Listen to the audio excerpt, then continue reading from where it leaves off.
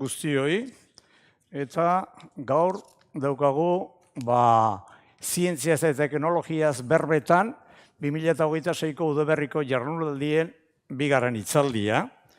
Eta hemendik 15 egun barru izango dugu hirugarrena, eta hirugarrenak izen aldaketa bat izan du, izlaria berdina da, baina kasu honetan mikrobiota furi-furian dagoenez, eta berak horretan ikertzen duenez, mikrobiotari buruz izango da. Eta hurrengo astean, hau da, martxoaren 25ean, klima aldaketa nondik gatoz eta noragoaz hitzaldia izango dugu. Gaur izango dugun hitzaldia da unibertsoa, bere ezagutzaren historioa, eta bertan hitzaldi emango dugunak izango dira Lourdes Ondaro alde batetik, Lourdes Ondaro doktorea, fakultatea honetan ere ikasitakoa, fisika gradua, gero Madrileko Unibertsitate Autonomoan fisika teorikoa eta kosmologiako masterra egin zuen, ostean doktoretza DIPZ-eko ikerlari batekin egin zuen eta unibertsitate honetan aurkeztu, eta orain Cambridgeko unibertsitatean dago ikerlari. Bere ikerketan batez ere unibertso berantiarraren ereduak egiten ditu. Materia eta energia iluna zer diren ulertu nahian. Horretarako prozesu kosmologiko eta astrofisikoak nola banatu ikertzen du batez ere. Bera aditu bat da arlo honetan, ni ez naiz horrelako aditua, baina beti jarraitu egin dut mundu hau, ez dut ikertzen honetan, baina ja kosmologiari buruz Emanuel lehendabiziko hitzaldia izan zen 1986an, oen dela urte batzuk, eta esan beharra dago gure fakultate honetan eta fisika departamentuan benetako adituak daudela kosmologian. Eta gauza konkretuak eta zehatza nahi balima dituzute, nik uste dut departamentu horretako ikerlariekin egon behar zaretela. Eta esan beharra dago Lourdes Ondaro eta biok erabaki genuen, ni enteratu nintzenean Bizkaiko bertso txapelketan zebilela, orduan elkarrekin topo egin genuen eta proposatu egin genuen. Zergatik ez dugu esperimentu bat egite zientzia eta teknologia fakultatean. Zergatik ez dugun uztartzen kosmologia eta bertsoak. Eta adostu genuen, baietz interesgarria izan zitekeela, eta horretarako hemen gaude, horrekin hasteko. Eta beraz, Lourdes ja hasiko da bertso batekin hementxe bertan.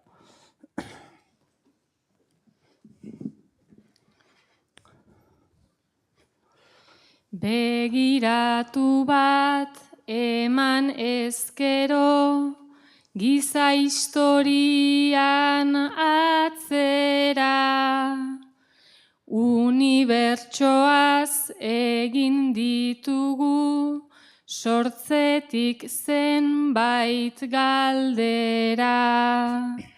Izarrak zertan dabil zeruan alde batetik bestera, munduak zein du hasiera ta zein izango du amaiera. Galderak orain antzekoak dira gutxi gora bera, bakar-bakarrik aldatzen dugu erantzuteko manera. Bueno, txalo bat.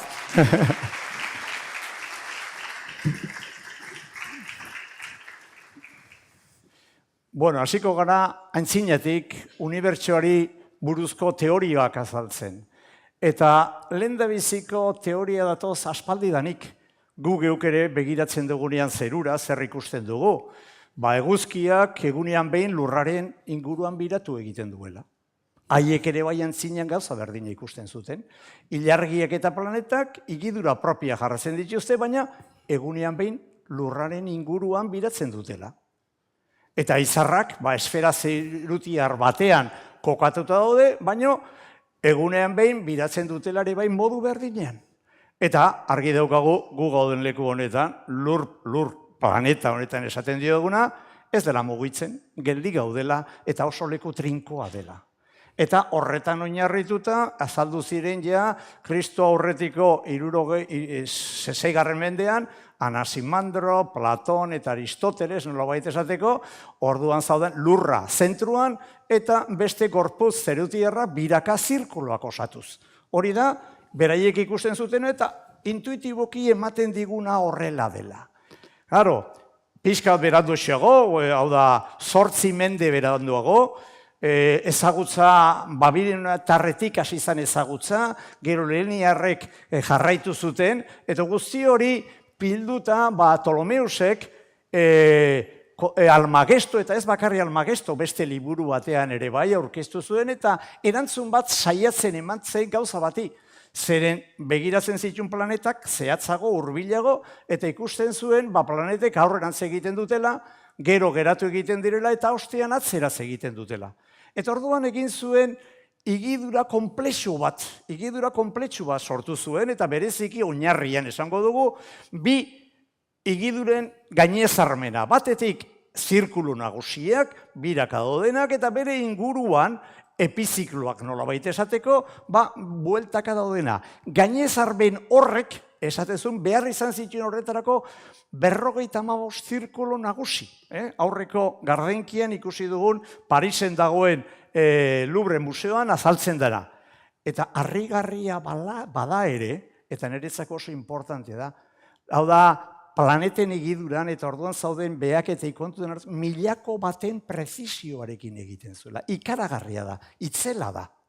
Hori da esaten dutenak. Esan beharra dago, teoria honek 14 mende 1400 urte iraun zuela. Errenazimientu arte. Baina Kopernitzi konturatu zen, epilziklo horiek danak periodo berdina zutela eta eguzkiaren orbetarekin fasean mugitzen zirela. Eta orduan esan zuen, zerratik ez dugu beste gauza bat egiten, askoz sinpleagoa dela. Jarri berrean zentruan lurra, jar dezagun eguzkia. Eta gauza guztiak simplifikatu egiten dira. Eta hori da hemen agertzen dara, De Revolutionibus Orbium Coelestium liburuan hori azaltzen da. Baina honek lur jautu zuen aurreko teoria guztiek, hainbat problema sortu ziren, baina berak ere bai 1200 urte pasa ostean baita ere pentsatu zuen danak zirkuloa zirela. Zen orduan grekoen ikuspegitik, Platonen ikuspegitik, argi eta garbik objektu zerutierra perfektuak izan behar ziren, eta esferak eta zirkuloak horrelakoa ziren. Baina orduan ere etiko brage geneukan, behak eta pilo eta asko egin zituenak, eta hoietan oinarrituta Johannes Keplerrek ikusi zuen igidura planetena ez zela zirkunferentzia bat, baizik eta elipse bat zela. Eta beste aldetik Galileo Galileak berak egin zituen esperimentua kontutan hartuz, lurraren gainean partikulen edo gorputzen igidura parabolikoa zela. Hau da, emate zuen zeruen gertatzen ziren gauzak, eta zeru horiek akotxen artean, eta lurrean gertatzen ziren gauzak gauza desberdina dira. Batzuk zeruerako eta beste bat lurrerako. Eta esan beharra dago, Isaac Newton etorri zitzaigula, ondoren, eta Isaac Newtonek esan zuen, Principia Matematika liburu honetan, salgar baten erorketa edo ilargien lur planetaran zerortzea, berdina direla. Gauza berdina gertatzen direla, eta lege berdinapean gauza gertatzen dira zeruan zein lurrean. Hau da, lehendabiziko batasuna izan genu zientzia nolabait esateko. Gauza berdina dira, eta gainera beste gauza bat, gorputz zen arteko indarra erakarlea dela. Eta distantziaren karratuaren alderantzizkoarekin aldatu egiten dela. Eta orduan esteien aurreko denborara iristen gara, zein zan ezagutza momentu horretan. Jakingura baduzu, nondik eta nora, esne bide ertzean gaude gu gustora. Infinitoak dira espazio denbora, baina aldatuko alda zeo zer gerora. Newtonek azalduak ekarriz gogora, beti ala izan da eta izango da.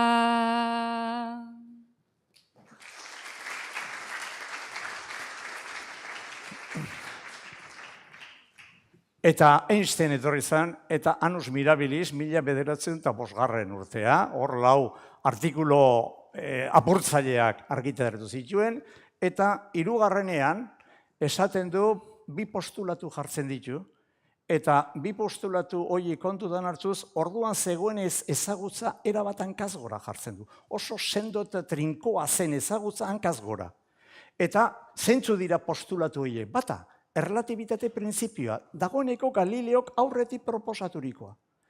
Eta bigarrena, argiaren abiadura, edo abiadurak balio konstantea du utxean. Eta berdin da, zeine begiratzen du erreferentzi sistema inertzial batetik. Batean edo bestean, beti berdina izango da. Horrek esan nahi du, informazioa transmititzeko abiadura maksimo bat dagoela. Eta kontutan hartuz, galde dezaiokegu, gure buruari, hau da, abiadura maksimo balima dago, zenbat denbora beharko dugu argiak ilargitik gure lurrer planetara etortzeko, segundu bakar bat. Eta eguzkitik 8 minutu. Edo hurbilen daugagun izarratik, Proxima Centauritik, 4 urte.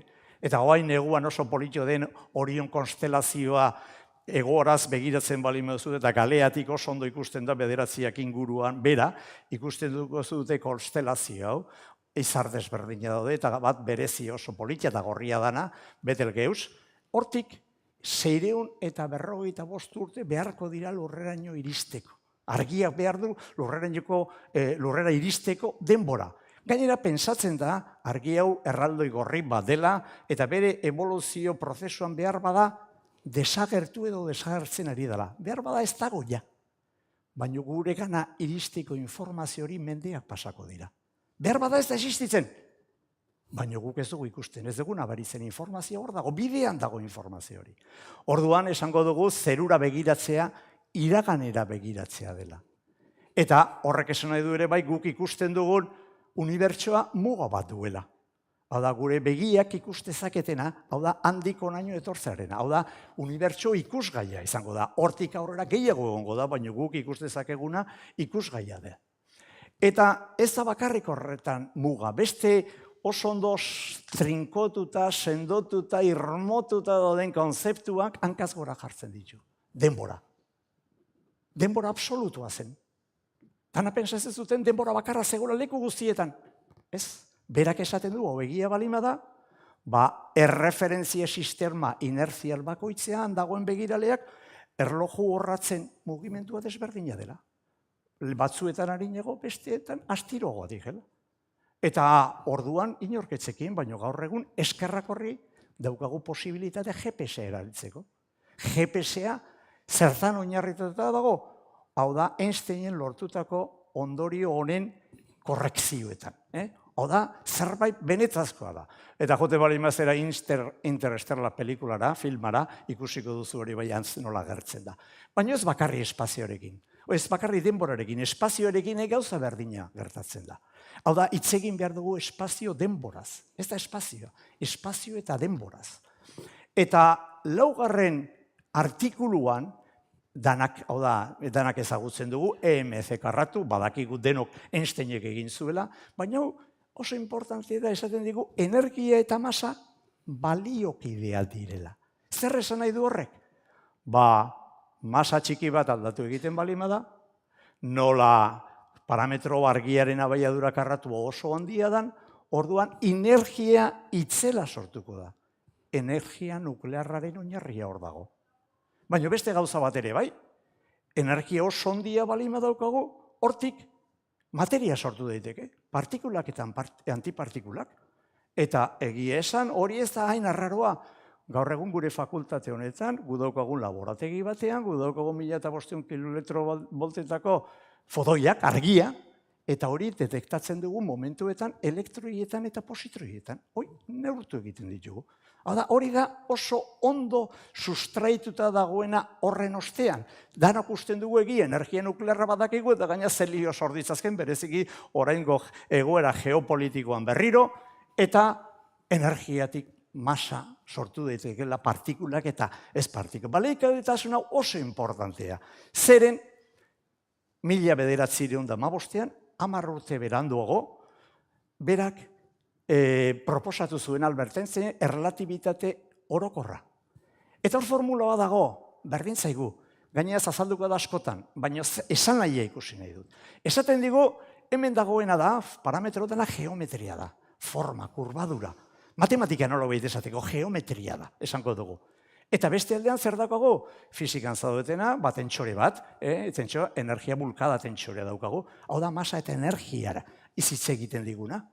Eta esaten digu, baliokidea direla. Geometria eta masa energia baliokidea direla. Horrek esan dezake, hau egia balima da, EMC karraturekin egin dugun bezala esan dezakegu. Bueno, baleku batean masa aldatu egiten balima da. Orduan, hor kurbatu egingo da, geometria aldatu egingo da, eta hori ez dakigu zer da geometria hori. Kurbatu egingo da, gero komentatuko du. Eta beste modu batean, gu nolala, hor dagoen geometria ez dakiguna zer dan aldatzerik lortzen balin badugu, orduan partikulak eta antipartikula sartzeko bidean gauden. Materia sortzeko bidean gaude. Hori da honek esaten duena. Eta behin da berriro azalduko zaigo. Izan ere, lehen da biziko gauza, nola lortu zen, horrek ematen zuen predizioa nola ezagutu. Lehendabiziko predikzio, edo hau, aurkitzu zena izan zen, 1919ko maiatzako 29 lortu zena, orduan eklipse oso bat egon berzan, ez hemen abuztuaren 12an gertatuko den bezala, baizik eta orduan printze uhartetan, Arthur Eddington eta bere taldea joan egin zan hauntza, eta zer egin zuen eklipsia aurreko izarren posizioak neurtu. Eta gero eklipsia gertatzen ari zen bitartean neurtu. Orduan eklipsian gertatzen ari da, hemendik lurra pasatzen ari da. Masa bat pasatzen ari da. Masa bat pasatzen ari balin bada, zer dago? Orduan geometriaren aldaketa badago. Hor dagoen zer horretan. Eta hor balin badago, orduan argiak horti bidaiatzen balin badu, orduan posizio desberdinak izango dira. Eta handik 3 hilabetera, azaroan, Times aldizkarian eta New York Times aldizkarietan zer azaldu zen. Baieztapena, arrakasta itzela, hemen daude ikusten duzu. Einstein Theory Triumphs, leku guztietan, benetazkoa da teoria hori. Guretzako oso arrotza da, zentzugabekeria dirudiena, baino egia dela dirudi. Eta ona joan da, barkatu, esan behar du, eta Arthur Eddingtonek esan zuen bezala, nola, zer da grabitatea kontutan hartu zau? Esan dezakegu, masak espazio denbora kurbatu egiten du. Hori da esaten duguna, gogoratu, jartzen dugu masa bat, eta formula horretan ezkerreko partean dago geometria aldatu egiten da. Kurbatu egiten du, eta hor, beste masa txikia zer egingo dute, hemen bezala, hor mugitu. Justu horko kurbadura horretan. Zer esaten ari gara? Espazio denborak izaki fisikoa duela. Eta guk ez dituko diogorri espazio denboraren euna daukagula. Zer hori, euna dela. Eta nola baita esateko, esan dezakegu adibide simple bat, eta adibide simple honetan jartzen balin badugu gure euna balin bada horrelako zinta elastiko bat, hor jartzen dugu urmeloi bat jartzen balin badugu, horrek zer egingo dugu, horrek kurbatu egingo du espazio, kasu honetan euna, eta argi dago, hor bakarrik orbeta konkretu bat zetzuetakoak egongo dira birakak, hau da, indar zentrifugoa eta indar erakarlea bateratu egiten dutenak, abiadura handia balin badute ies egingo dira, edo bestela barrura joango dira. Hau da, hori da honek esaten duena. Eta esaten digu, gure kasuan, bi gorputz handi balin baditugu, kurbadurak zer egingo du, hori egingo du. Zertan gaude? Gaude, hementxe esaten ari gara gainera, gravitatea handia denean, edo kurbadura handia denean, edo masa handiaren ondoan gainaz, baita ere erloju orratzek ere bai motelago, astirago, geldiago mugituko direla. Eta berriz, hortik urrun balima gaude, arinago mugituko direla.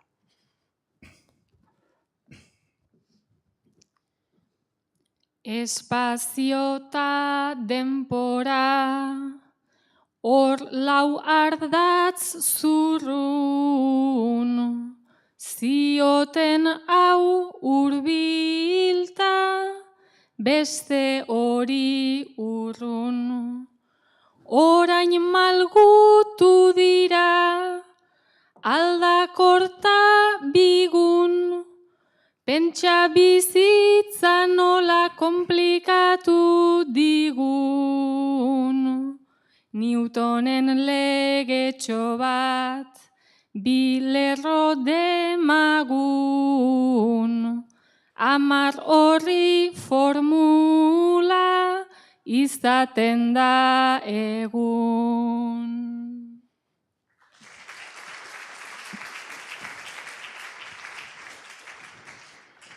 Bueno, 2 urte pasata, 1917an, Einstein aztertzen ari zenean bere formula hau, formula tentsoriala modu simplen horrela jarrita daudena, esan zuen, baina formula honek esaten du, unibertsioa ez dela estatikoa, ez dela egonkorra.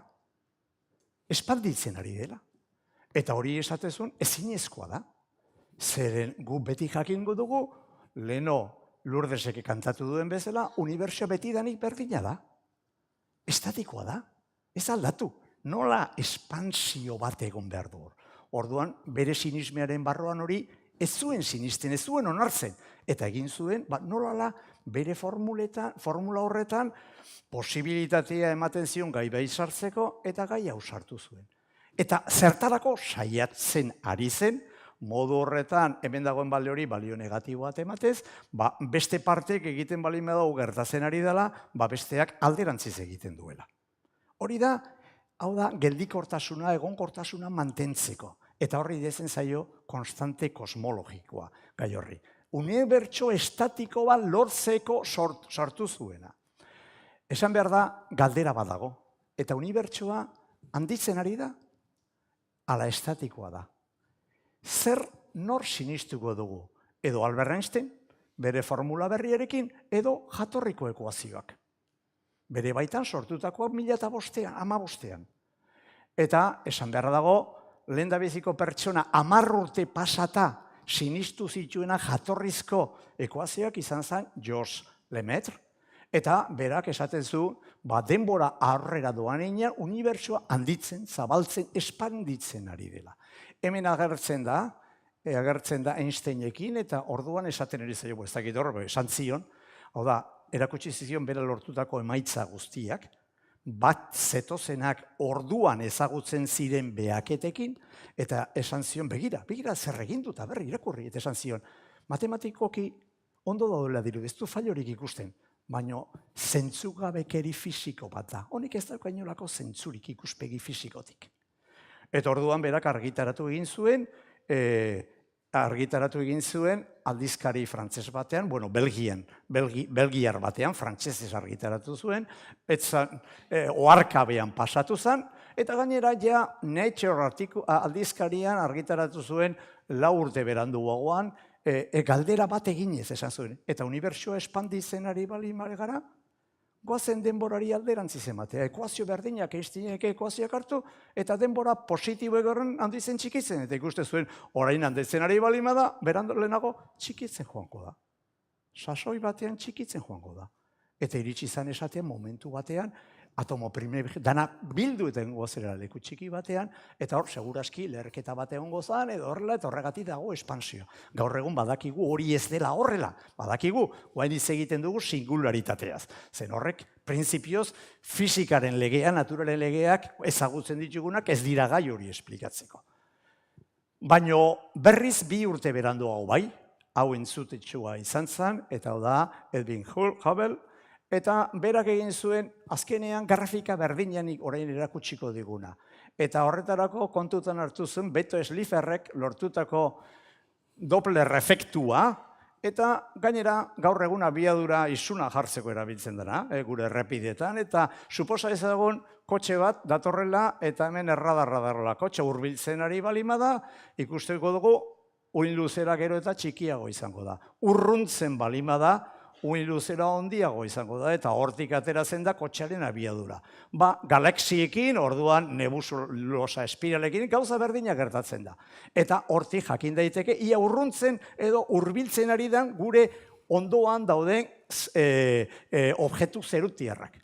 Eta 1929an, kurba hau jarri zuen, erabat empirikoa, hemen dagoena, nun horretarako datuak Beto Slipherrek emandakoa dira, baita ere Lemaitrerenak, eta bestalde distantzia kalkulatu zituen. Baina distantzia kalkulatzeko oso importante da pertsona, 1913an egin zuen lanagatik, Henrietta Swan Leavitt, artikulu baten argitaratu izan, hau da, Magallan hodeietan dauden zefeida izar mota batzua kontutan hartu, distantzia neur zitezkeela.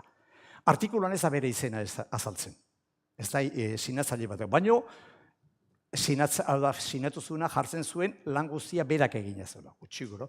Eta horrek binipin, badakigu zergatik hor dagoen eta hau meritua edo estatu bat behar du, eta gainaz ohore handia dauka, zer nola baita esateko, gaur egun problema dena, hau da, sakontasuna neurtzeko, hurbilean bide hori zabaldu zuelako. Eta hau da, aurkitzu zuten, Hubblek aurkitzu zuena, abiadura eta distantzia, eta esaten du, gero eta urrunago dauden gorputzak, kasu honetan galaxiak gugantik, gero eta abiadura arinagoz urruntzen dira. Gero eta hurbilagoa dagoenak, orduan abiadura txikiagoz urruntzen dira. Eta gainera ez hori proportzionaltasun lege bat dago, VH0 biderde. Hori da honek esaten duena. Eta hori lege empirikoa da, inork ez duena zalantzan jarri. Inork ez duena zalantzan jarri. Baina honek ez digu esaten arrazoia zein den. Arrazoia bi izan daitezke. Interpretazioa bat zer da. Unibertsoan gorputzak, galaxiak ies egiten direla, batzu beste ingandik. Eta daukagu espazio denbora, ez daukagu nolabai kuadro baten barruan, ies egiten ari da, edo esan dugunez, espazio denborako euna dagoela, lehen esan dugun bezala, gerta daiteke, gure galaxiak itxatxita daudela eun horretan. Eta zabaltzen ari dena, ez da galaxiak baizik, eta euna zabaltzen ari dela. Hori da gerta daitekena.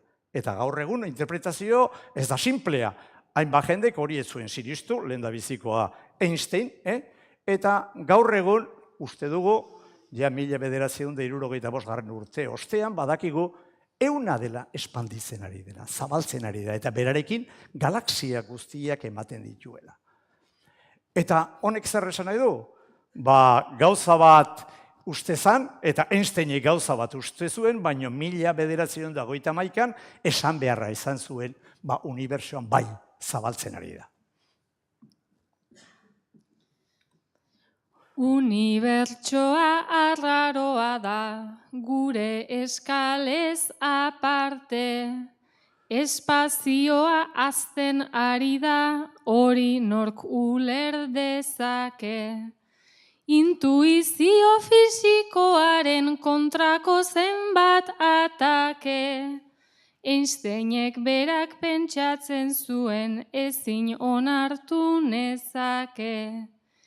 Intuizio fisikoaren kontrako zenbat atake, evidentziak evidentegi bihurtzen zaizkigun arte.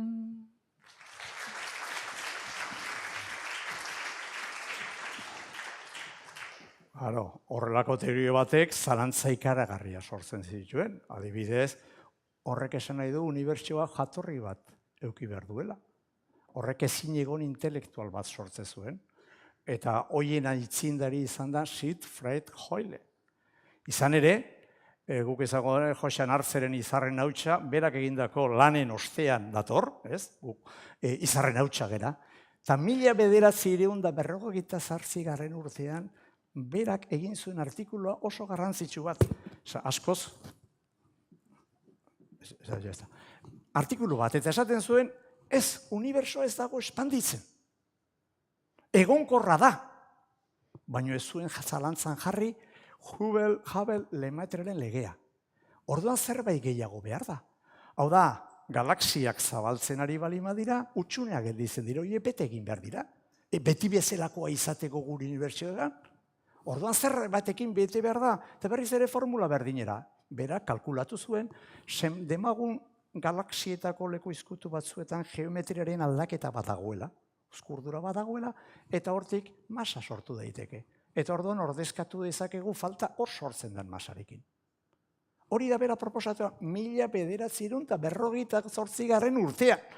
Eta 1927an Lemaitreek esan zuen espansioa zegoela, 1917an ja zalantzan jarri zen, Einsteinek kezka sortu zitzaizkion horregatik. Eta gaineraz oso ezaguna da, BBC-ek irratsaio batean esan zuen. Claro, Lemaitreek esaten duena egia izateko, bapatean egon behar da horrelako geometriaren aldaketa itziela. Eta horri deizizion, Big Bang bat egon behar du.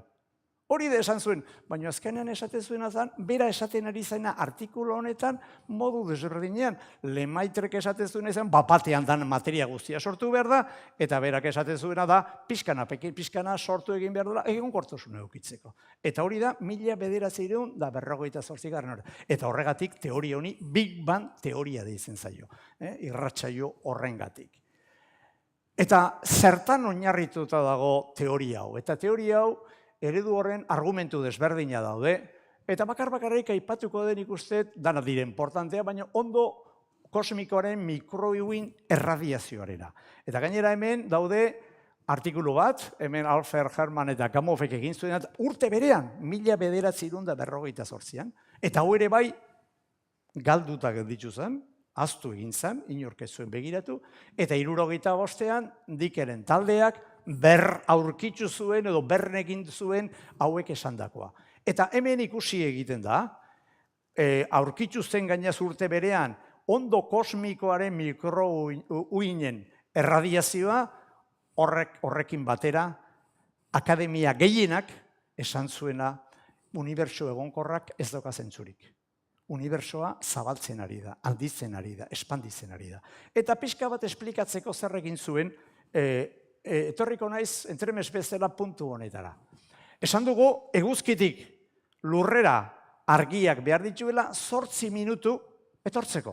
Hori esan dugu lehenago. Eta galdera da, suposa dezagon eguzkiaren erdian argia sortu egiten dela, fotoi bat, zenbat denbora beharko du gainazerera iristeko.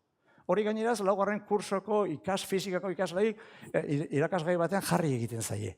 Eta kalkulatzen dute 5.000 urte inguru behar dituela. Nola litzeke?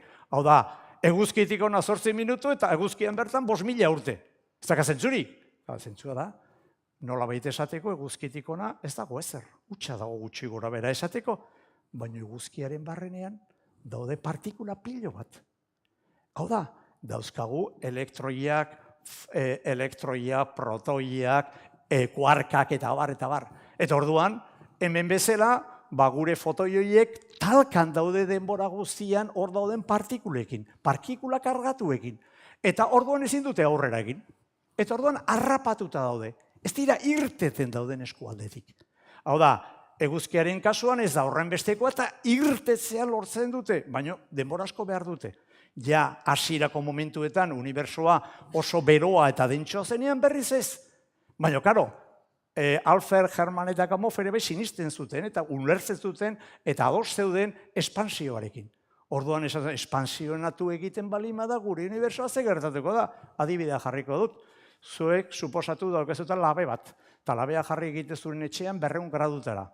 Eta ja, hor 200 gradutan dagoenean, adibidez suposa ezagun, ez dakigu zergatik, labea handitu egiten dela eta justu fakultateko neurrira iristen dela. Orduan badakigu, oztu egingo da. Argitara temperatura, intuitiboki etortzeiko zaigu. Gauza berdina hemen, zabaltzen handitzen ari balima da, zabaltzen handitzen ari den bitartean temperatura gutxi zen joango da. Eta iritsiko da momentu bat, 3000 Kelvin daukanean. Eta esaten dut, Einsteinen ekuazio kontutan hartuz gutxi gora bera 380.000 urte ostean, orduan sortu egingo da hidrogenoko lehendabiziko atomo neutroak sortuko dira. Zer esan nahi du atomo neutroak? Atomo neutroa izango da, atomo neutroa da zerbait oso hutsa da. Suposa ezazue, Samameseko armaila edo Anoetako armaila, edo Mendizorrotzako armaila, eta eskalan jarrita, kanpoko aldean elektroi bat biraka ibiliko litzateke. Ez, elektroi bat, horrelako, zerbait puntuala txikia, eta futbolzeiaren erdian laranja neurreko nukleukiko genuke. Horrek esan dut ardean ez dagoela, ezer. Oso utxik dagoela. Oduan bat batean, argia talkak txokatzen dagoela partikulekin, ikusten du, zerbait utxa dagoela. Ies bidea ikusten du. Eta ies egiten du. Hori da, hor gertatzen dela, argia egin zen esan dezakegula. Momentu horretan, urte hauetan argia egin zela. Eta gero, nola gure unibertsoa espanditzen ari den bezala, gainaz argi horren temperatura esan dugu, edo uin luzera, temperatura gutxitzen edo uin luzera handitzen joango da. Eta beraien artikuluan, pentsatzen zuten, egongo zela, 5 kelvineko, 5 gradutako gorputz beltzaren fosil bat zerukotik etortzen dena leku guztietatik. Izan ere, hauek hasi ziren 1959an, baina bereziki 1994an, orduan telefon laboratori izan, eta horiek komunikazio prozesuak egin nahi zituzten, eta orduan horretarako zaukaten errati maiztasuneko antena batzuk, izan ere hau. Eta ikusi zuten beti antena horretan leku guztietatik eta zarata bat zegoela. Eta jarriko eta adibidea atzo esan zidatena. Zuetek eginoz gaztea zarete, baina zuetako zahar batzuk gogoratzen VHF eta zegoenean aintzinean, bit kanal bakarri zegoenean, batzutan ez zan ondo sintonizatzen, eta zegoen zerbait zuria erori egiten zala. Hori izan begiratzen ikusten ari zena, alde guztietatik etorrena. Pentsatzu zuten, izango ez zela usokakak izan zitezkela, hainbat gauza izan zitezkela, dana garbitu, konpondu, baina beti zegoen zarata hura. Alde guztietatik etorri egiten zena. Eta bapatean, ezagun batek esan zit behi da. Hemendik 60 kilometrotara badago talde bat, dikenen taldea, horrelako unibertsuan erradiazio fosil bat egon behar den susmoa duen talde badago. Zergatik ez zarete juten hauntza, beraiekin hitz egitea. Eta orduan ja, deskurbitu zen, Astrophysical Journal azaldu ziren 2 artikulu, nun esaten duen, oiartzun fosil hori 2,7 temperatura, Kelvin temperaturakoa dela. Hau da, hemen dagoen irudia, zue pentsatu zazue hau lurra dela, lurra borobila da. Lurra borobila da, baina guk 2 dimentsiotan ikuste zabaldu egiten dugu, eta normalean hemen egongo litzateke Amerika, hemen egongo litzateke Europa, hemen Asia, eta hemen egongo litzateke, zezen hau, beran Antartida, eta gero Ozeania egongo litzateke. Hau da, unibertsioarekin horrela balima da, gauza berdina egiten balima dugu, dana azaltzeko, ikusten dugu, ez dagoela kontinenterik, dana berdina dela, alde guztietatik datorrela gauza berdina. Eta horregatik Nobel sari eman zioten, 1978an, unibertso gaztearen espentsioaren eta printzipio kosmologikoaren froga bezala. Eta gainera hau kontutan hartuz, eta lege hau, Hubble-Lemaitre legea, inor zalantzan jarri ez balimadu, eta honekin ados balimadu, kalkulatu dezakegu. Hau da, hasieratik onaino zen denbora pasaden. Oso erresa da, zen hau, azkenean denbora unitatea dauka. Gu neurtzen balima dugu, maldau ondo, hori da ondo neurtu behar da, kalkulatuko dugu. Eta azaltzen zaigu, unibertsoaren hasiera baduela unibertsoak. Aurretik pentsatzen dela ez dela oso, guan dela mendea pentsatzen zen ez zala, ez zegoela hasierarik, bai. Eta hasi dago, ia 14.000 milioi urteko adina dela gure unibertsoarena. Esan beharra dago, gure kasu konkretu honetan ere bai,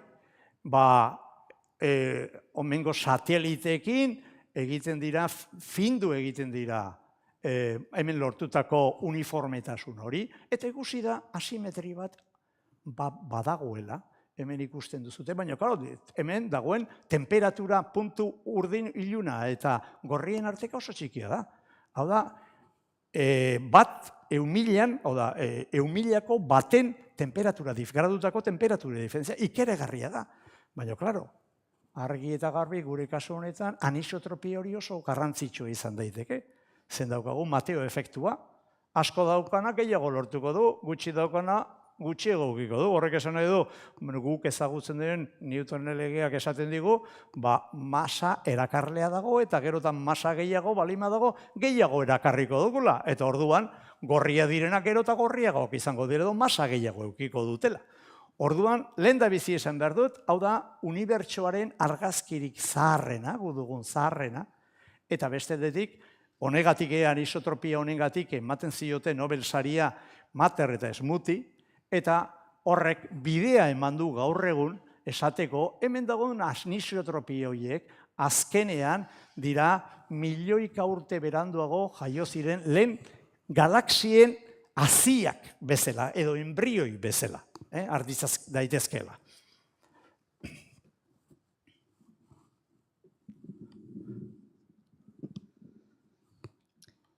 Noizbait sortu ezkero zeo zer txikirik, grabedadeak azten du denbora utzirik. Fluktuazio kuantiko bat nonbait zintzilik, azidata hemen gaude kantuzta isilik, ez alzaituzte uzten ezin sinetxirik, kasualidade utxez gaudela bizirik.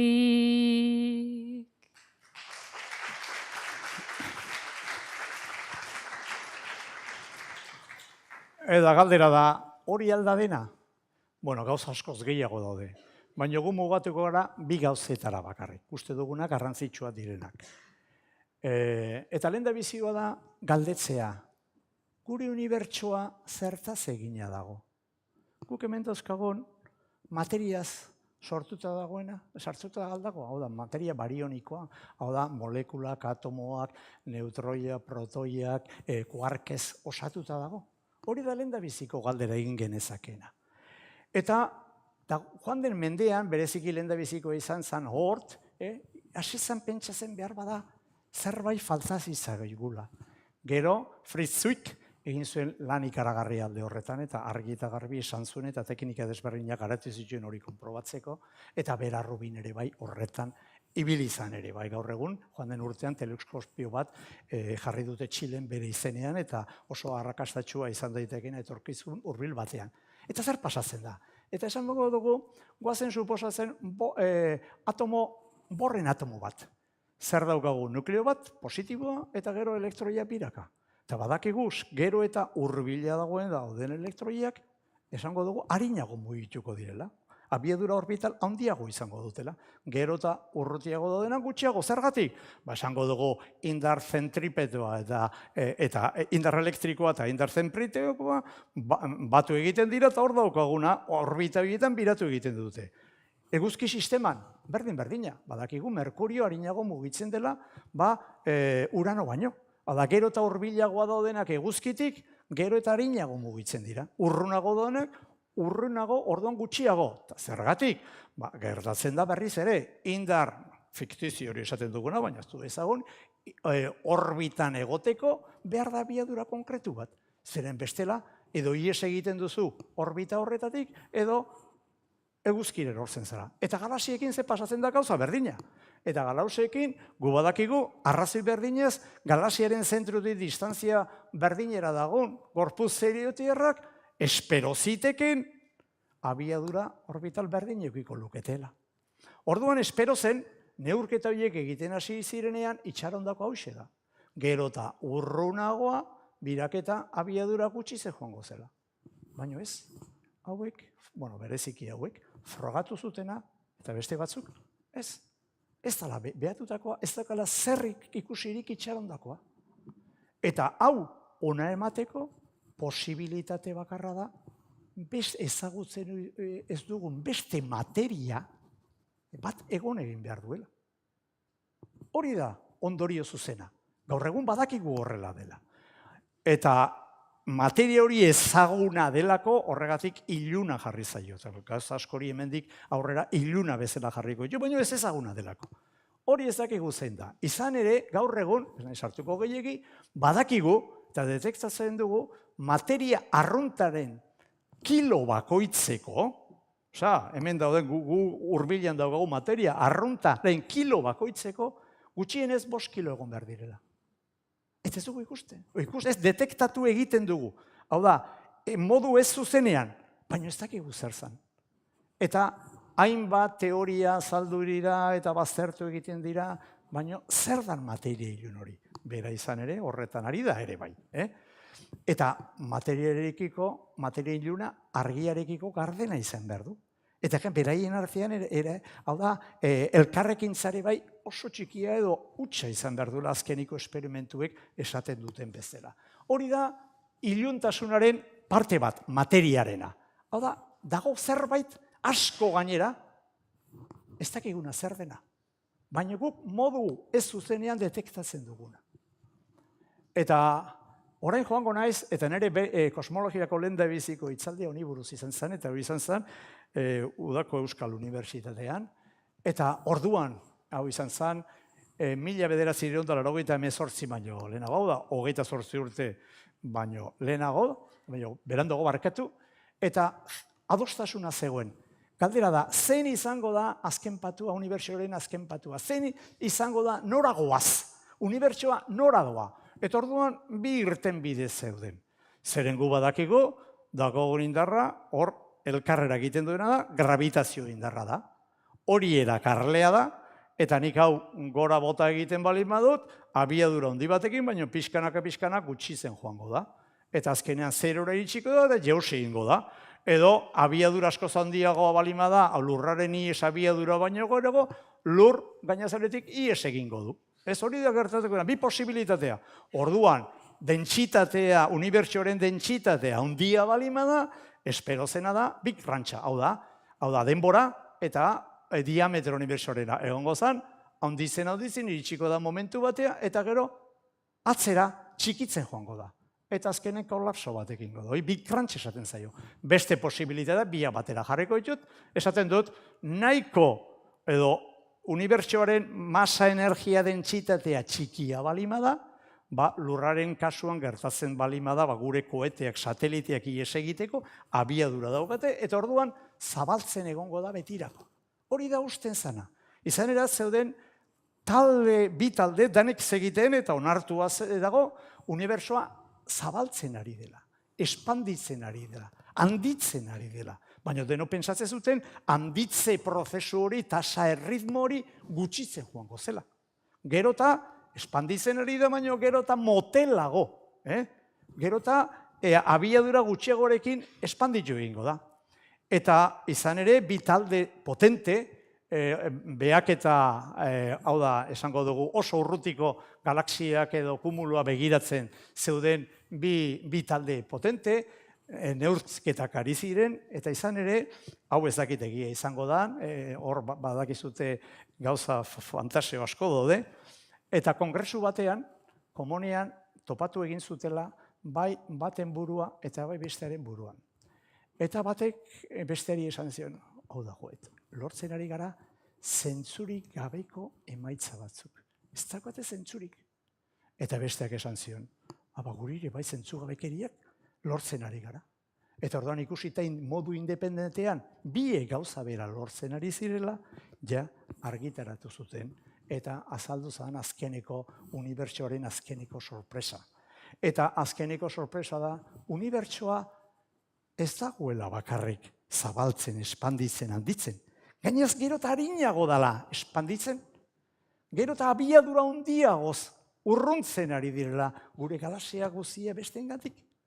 Hau da, gure euna gero eta harinago joaten ari dira. Hau da, espansio azeleratua.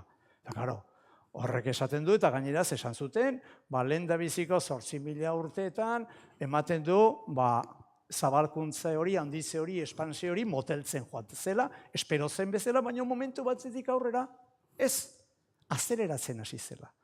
Orduan, gure moteltze hori gravitazio indarrak sortzen du, beste izan da zerbait konstantea dena, hori da esaten zutena, unibertsoan dagoena zabalduta ez dakiguna zer dan, eta horrek horrelako zerbait aldaratzailea sortu egin behar duguna. Horri deitzen zaio, energia iluna, ez du zertan energia izan behar da, bai iluna, zen ez dakigu zer dan, beste detektatzen dugu, baina hau ez dakigu ezer, hau da hemen filosofatzeko bide handia dago, eta posibilitate desberdinak aztertu dira, baina danak hankamoz gelditzen dira. Eta izan ere, 2019an, gauza guztietan ibili biden James Peebles, eta baitaren eredu honen sortzaileetako bat dena, nun berriz ere hartu zuen Einsteinek utzitako konstante gravitazionala, esaten du, sartu egiten bali madugu, igual esplikatzeko modua dago hori. Hori bakarrik, oraindik ere problema handia daude honekin. Eta zer ikusten ari gara? Gauza askoren artean bi gauza erabat ez ezaguna. Alde batetik, pentsatzen dugu badagoela materia iluna, ez dugu topatzen inun. Ez dakigu zertan ez dugu topatzen, baina era ez zuzenean hor zerbait dagoela. Eta beste aldetik daukagu energia iluna, ez duguna ezer ulertzen, ez dakigu zertan ez dugu ulertzen. Eta gainaz energia ilune hori, esan beharko dugu, zerbait aldaratzailea izan behar du, unibersoa era azeleratuan espanditzen egoteko. Aldaratzailea izan beharko du. Espezie osoa bete beharko du, eta ez du elkarrekiten, ez argiarekin, ez eta materia ikusgaiarekin ere. Eta gainera, kalkuluak egiten bali madira, eta ez, behak eta esperimentalen bidez hobeto esan da, ikusi egiten da gaur, lehen usten genuen, dana ezagutzen genuela, guen dela mende, eun urte, guen dela mende bat. Horren esaten dugu, arakatzen hasi garela unibertsoan, eta ez dugu ezer ulertzen. Ulertzen duguna leheno baina askoz gutxiago da. Materia arrunta, hemen daukago, materia arrunta ezagutzen duna, gutxi gora da, 4,5 da. Materia iluna, 5 aldiz gehiago, esan dezago, 23, 24, dala. Eta energia iluna, gehiena, 360 baino gehiago. Ez dugu ezertzen, ulertzen, ez dugu ezagutzen, gu gehiago ezagutzera jungera, eta ikusi dugu gehiago ez duguna ezagutzen. Hau da, ez ezaguna, ezagunakoa baino askoz handiago da, orain leheno zena baino. Eta pixka bat esateko orain historia zein izan den orain arte, hemen Big Bangeko singularitatea egonda, momentu horretan egonda geometriaren aldaketa itzela, hau da inflazio kosmikoa esaten zaiona, hori tarte oso labur batean sortu zen, eta hori bukatu zenean materia sortu zen. Hau da, antipartikulen zopa bat sortu zen. 380 urte, 1000 urte pasa ostean, lehendabiziko argazkia unibertsoarena daukagu. Eta hori, korritzen ari dena orain ere bai espazioan zehar, eta guen 2,7 kelvineko temperatura duena.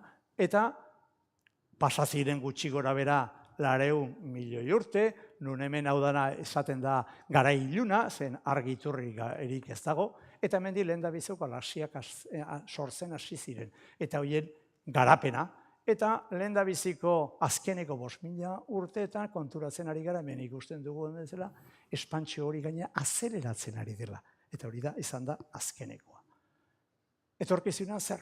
Baina etorkizunan zalantza asko daude. Gainaz orain bertan duela hemendik urte honetan azalduko diren esperimentu batzuk ere bai gauzak alda ditzazkete. Baina dakiguna da duela 100 urte ezagutzen genuena eta orain ezagutzen duguna oso desberdina dela. Duela mende bat, galaxia bakar batean zegoen unibertso batean, guztia. Eta gaina infinitua. Gaur egun, milioika galaxiez beteta dago gure unibertsoa. Orduan, ez zuen unibertsoak ez hasierarik, ez amaierarik. Beti berdina izan zen. Orain ez, badakigu, Big Bangen singularitatea gertatu zela gutxi gora bera 13.800 milioi urte. Duela 13.800 milioi urte. Beste aldetik esaten dugu egonkorra zela uste genuen duela 100 urte, esaten dugu denbora tarte oso txikian unibertsoaren eunak espantsio itzela jasan zuela. Aipatu duen inflazio kosmikoa, eta hori 1981 proposatu zen hori lehendabiziko aldiz. Eta gainez, espantsio itzel horrik bukatu zenean materia sortu zuela, horrekin lotuta dagoena. Eta unibertsoak 380.000 urte zituenean, horko lehendabiziko argazkia daukagu. Argia egin zen nolabait esateko. Eta azkeneko ezustea izan da, unibertsoa oso harin espanditzen ari dela. Modu esponentzialekoa. Hau da, itxaron gabeko azken iraultza. Eta bukatzeko esan, unibertsoa duen materia energia osotik, ezagutzen duguna bakarri da 0,5%. Besterik ez.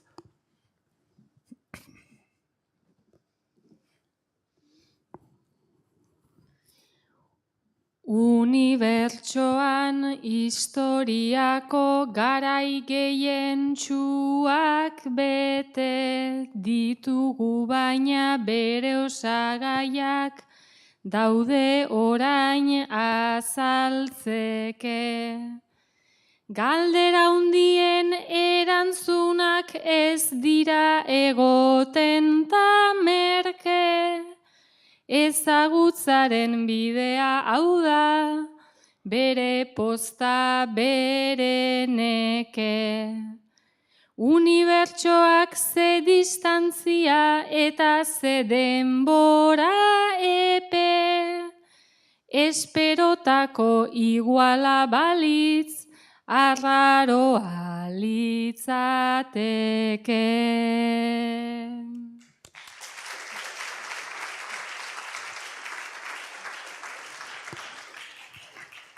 Bueno, eskerrak eman, zuek entzuten egotegatik, eta baita eman diogu eskerrak pixka bat aurkezpen hau eretarako materiala edo elkarrizketak izan ditugun pertsonei, ez? Hor azaltzen direnak.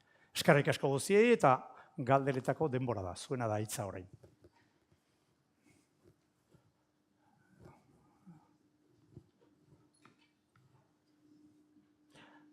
Hain argi gelditu dana, eta dana ulertuta, dana...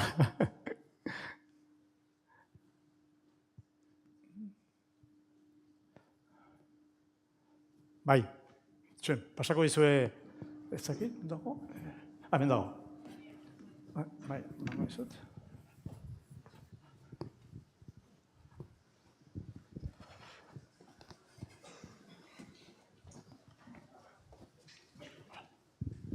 Kaixo, ez jakintasunetik, ze nik gai honetaz zer gutxi dakit, baina kurioso egin zait, unibertsoari buruz hitz egin duzula, hor erakutsi duzu rekreazio bat, eta unibertsoa ematen du gauza bat dela.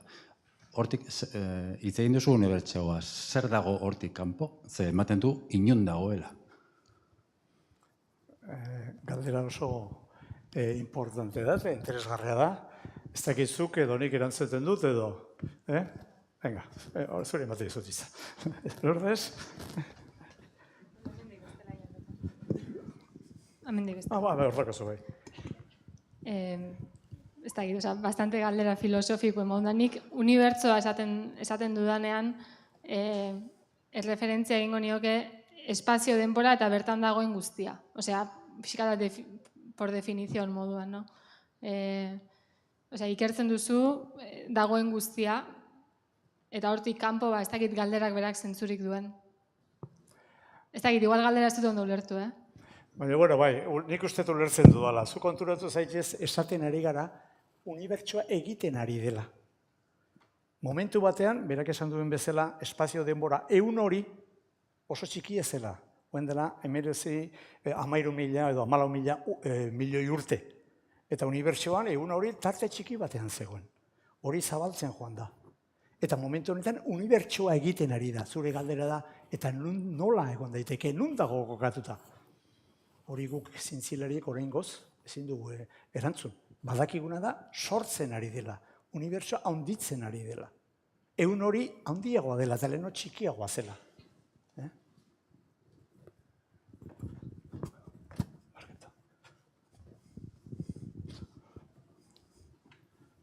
Baita, imaginatzen dut, hortik kanpo... Ez zaitez kanpo joan. Kanpo joan. Segi hemen. Imaginatzen du, zer egonez gero hortik kanpo, komplikatua da, horrekiko elkarrekzioa gaurko ezinezkoa da. Eta interakziorik gabe, ez dago informazio lortzerik. Zientziak hitz egin dezake behatzen duenari buruz. Hor ez dugu behatzen. Ez dugu behatzen duguna hori da. Gainera guk ez dugu ikusten unibertso osoa. Gaur egun ikusten dugu, argiaren abiadura kutxea muga baduenez, guk unibertso ikusgai badago, baina badakigu beste badago, horregatik. Eta hori ere bai kontutan hartzen dugu, baina hortik aparte. Eta galdera berdin egin dezakago lehenago zartzegoen. Hori balzegoen. Egin dezakezu, izan ere Lemetrek orduan hori erantzun zuen, denbora orduan egin zela, berak esate zuen. Baina galdera horrek ez du erantzunik. Hau da, erantzun metafisikoak eman daitezke, baina zientzia bidezkoak ez. Hau da, goz, datuak egi behar ditugu. Osa, gure bezalako nubetxo bat, beste bat egoen ziteken hortik. Edo beste mila. Baita ere proposamena daude. Euskalo, gu daukeguna ez hause da. Eta hori behatzen duguna hori da. Ezin dezakegu hitz egin behatzen ez dugunari buruz. Daturik ez bali badut hori da zientzia. Argi dago. Argi dago, beste gainera dago. Beste galderarik?